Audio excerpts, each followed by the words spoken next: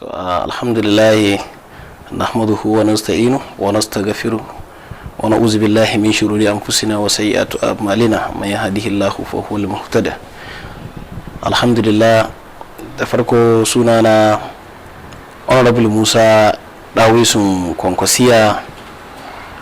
Da yawa wasu sun san mu, wasu kuma basu san mu ba, amma alhamdulillah waɗanda suka fi sanin mu a harkar siyasa sun fi yawa.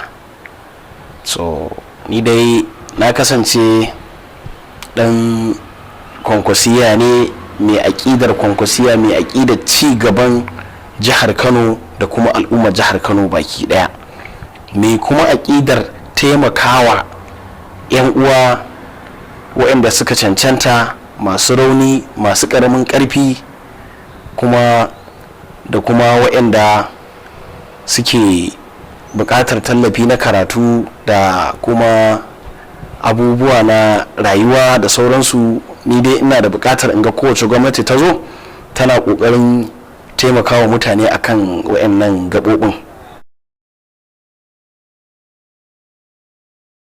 So alhamdulillah, ai wannan abu ne a buɗe, abu ne wannan kowa ya riga ya san shi. Dama mun Kwankwasiya ai mu muka ci zaɓe, so mu dama ba mu da haufi, mun san insha Allahu ana nan ana tafi, gaskiya za ta yi halinta, domin garanti mun san mun ci zaɓe ba kuma tare da magudi ba. An yi free and fair election 2023 a jihar Kano. So duk wani dan Kwankwasiya ya san haka, ba ma dan Kwankwasiya ba, duk wani dan jihar Kano ya san ya fito ya zaɓi mai girma injiniya Abba Kabir Yusuf. Saboda haka wancan layi da aka garo wani layi ne na ƙarya, wani layi ne na son zuciya, wani layi ne na faranta ma wasu tsirarin mutane ba 'yan jihar Kano ba, wani layi ne aka ɗauko shi wanda an san ba zai ɗore ba, tunda layin gaskiya ne yake ɗorewa, ba layin ƙarya ba, ba layin zalunci ba, ba layin zalunci da ta'addanci ba. Dama wannan mutanen suna cewa wancan mutanen marasa daraja, marasa mutunci a idan duniya da ma ƙasa baki ɗaya da kuma 'yan gudun jihar Kano, dama suna cewa ko mun ci zaɓe sai sun kwace, ko burin su kenan za su kwace, kullum za su kwace. To kuma har Allah subhanahu wata'ala ya sa aka zo aka yi zaɓe lami lafiya, aka tashi lafiya, 'yan kallo lafiya, 'yan wasa lafiya, kuma muka ci zaɓe. So amma daga baya sai aka shigo da wani zalunci da son zuciya da kwane yanzu kuma Allah subhanahu wata'ala ya miƙar da tafiyar ɗoɗar. Allah yana bayyana wa mutane haske, Allah yana bayyana wa mutane gaskiya. So alhamdulillah, tsaro dama shine farkon abin da ya kamata a samu a jiha, kuma kai kanka shaida ne an fara samun tsaro a jihar Kano sosai, in ce maka ma an samu. Domin idan ka duba yanayi da ake ciki wancan gwamnatin marasa daraja, an samu tsaro sosai. Su a gwamnatin su ba abin da ya fi karfi illa irin ta'addanci da kwacen wayoyi da sare-sare da abubuwa marasa daɗi a jihar Kano. Idan aka ce maka magariba ta yi, tsoro kake ji ka shiga wata unguwar ko ka shiga wani lungun. Amma a yanzu alhamdulillahi za ka ga ba inda ba za ka shiga ba, an samu tsaro a jihar Kano alhamdulillah. Su kansu ma waɗanda ake ikirarin ma su ne masu yin wannan abun, suna nan suna ta tuba yanzu saboda sun tabbatar an samu sahihiyar gwamnati. Sannan kuma shi bangaren da kake magana na bangaren ilimi, dama ana taba shi, wanda ganin idan ka ne ka sani ana ta tura ɗalibai kasashen waje, an tura na farko, an tura na biyu, yanzu haka za a yi ta yi har Allah subhanahu wata'ala ya kai mu shekara 4 mai girma injiniya Abba Kabir Yusuf ya kuma ci da yardar Allah, sannan a ƙara ɗorawa akan ayyukan alkhairi wanda mai girma injiniya Abba Kabir ya ci gaba da yi. To ai alhamdulillah, ai bambanci ma a buɗe yake, bambanci a bayyane yake, kamar haram ne da halak a bayyana take, haram a bayyana take. So saboda haka alhamdulillah ina mai tabbatar maka da cewar nan ba da nadewa ba 'yan jihar Kano za su fara yin alwala, suna yin sallah raka'a 2, suna tsine ma wayancan mutanen da suka bar mu, domin sun san cewar sun lalata mana jihar Kano, sun kashe mana jihar Kano.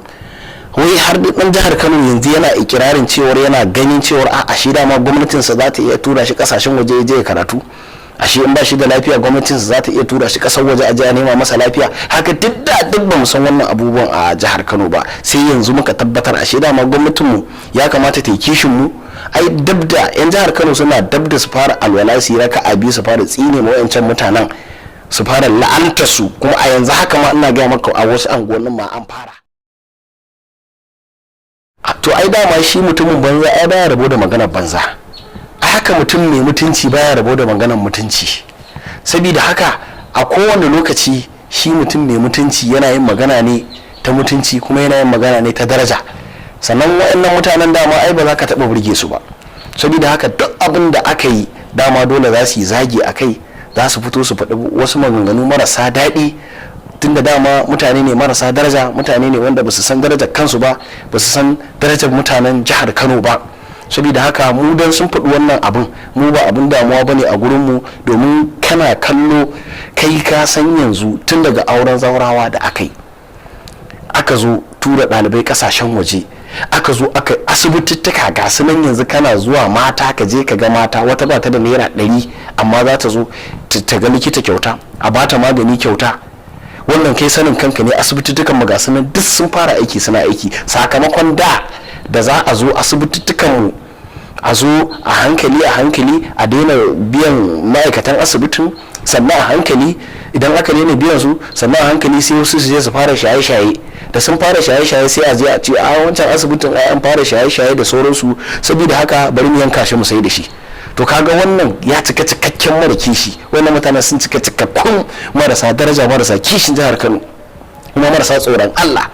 Ba sa tunanin menene makomarsu, kawai tunaninsu mulki ne a gabansu, ba wai a'a su mulki talakawa su ji daɗi su ce talakawa alasan barka ba. Yanzu ka kamar wannan gwamnatin ta mai girma injiniya Abba Kabiru Yusuf, kowa tofin alkhairi yake mata, kuma kowa shi musu albarka yake. Wannan gwamnatin kowa alkhairi yake samu, wannan gwamnatin kowa yana jin daɗi a cikin zukatansa ba tare da wani jin bakin ciki a cikin. Idan na tuna cewar mai girma injiniya Abba Kabir shine gwamna a jihar Kano, wallahi ji nake kamar an min alƙawarin aljanna. So ai dama idan ka kula gwamnatin da ta tafi ta riga ta taɓarɓara komai, gwamnatin da ta tafi ta riga ta lalata dukkan wani abu da ka sani na jihar Kano, tun daga kan ma'aikata malam ba ma mai bukata ta musamman ba, kai kanka mai lafiyar ma ne ma suke su mai da kai mai bukata ta musamman. Saboda me? Saboda sun lalata. In aiki kake baka san darajar kujerarka ba, sai dai ka je office ka tura a siyo maka dan wake na 200 haka za ka wuni kana bacci, sai yamma ta ka tashi ka taho gida, kai baka san ma menene bambancin ka da kai da mai bukata ta musamman ba.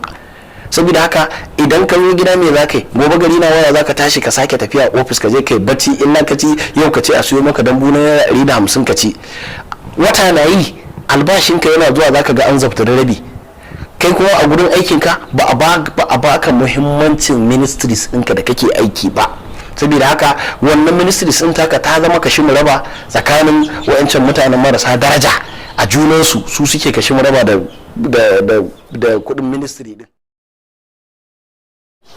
To alhamdulillah mu dai har kullum dai muna ƙara kiran samari lallai ku zan kasance masu nutsuwa, ku kasance masu neman na kanku, masu neman halak, kuma ku kasance masu yi wa gwamnati fatan alkhairi, domin kun san cewa wannan gwamnatin ta matasa ce.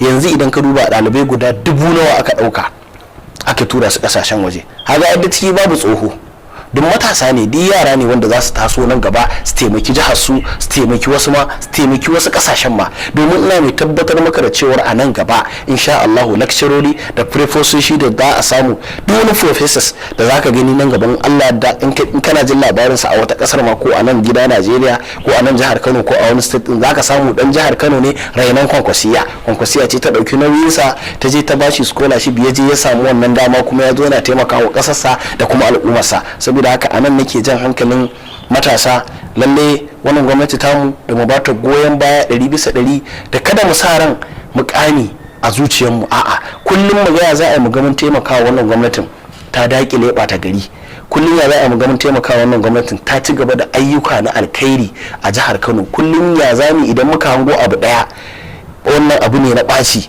ko a ina ne, in dai zai kawo ɓacin wani abu a jihar Kano, to lalle mu kasance mun yi kafa da kafa, kofa a buɗe take a kwankwasiya mai girma injiniya Abba Kabir Yusuf kofarsu a buɗe take na shawarwari da taimako ya za a gyara jihar Kano da al'ummar jihar Kano baki daya. Saboda haka alhamdulillah masu kallon mu muna muku fatan alkhairi, kuma muna ci gaba da wannan gwamnati addu'a Allah subhanahu wata'ala ya ba mai girma injiniya Abba Kabir Yusuf nasara. Dukkan wanda suka sashi a gaba Allah ka nuna mara karshen su. Wayannan mutane da suka lalata mana jihar Kano kullun wayannan mutane muna ƙara Allah ka nisanta su da mulkin jihar Kano, Allah ka nisanta wayannan azzaluman mutane da mulkin jihar Kano. Sannan mai girma injiniya Abba Kabir Yusuf, Allah ubangiji ya baka karfin gwiwa, Allah ya ƙara maka imani da kai da mai girma dubutinka Comrade Aminu Abdulsalam. Allah ya ƙara muku imani da jin tsoron Allah. Alhamdulillah ba abin da zamu ce da Allah sai godiya. Wassalamu alaikum.